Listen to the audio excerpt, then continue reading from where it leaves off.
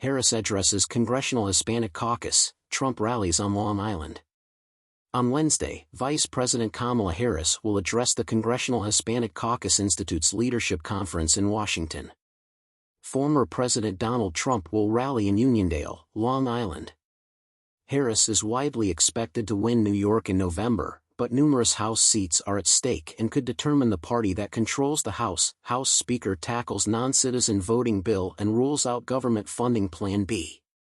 By CNN's Michelle Shin.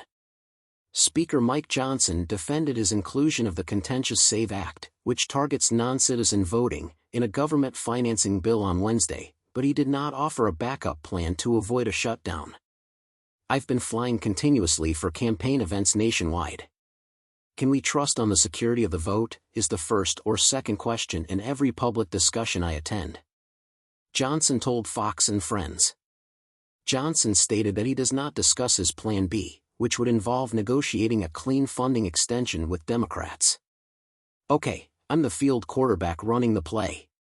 Downfield, I must focus on that."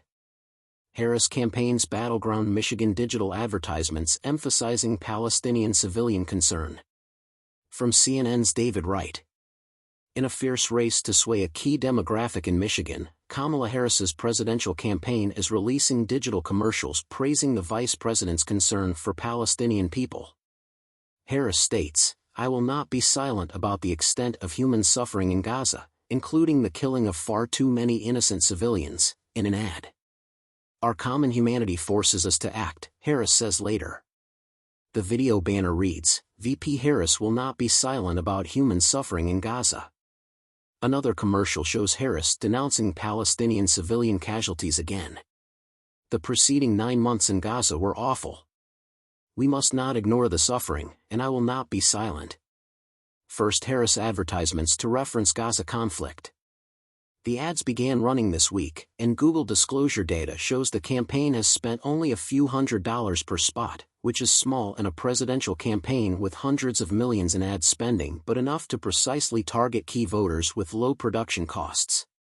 Last week, a GOP-linked super PAC launched its own highly targeted digital advertising campaign in Michigan, highlighting Harris's husband, Second Gentleman Doug Emhoff's Jewish faith and Harris's support for Israel.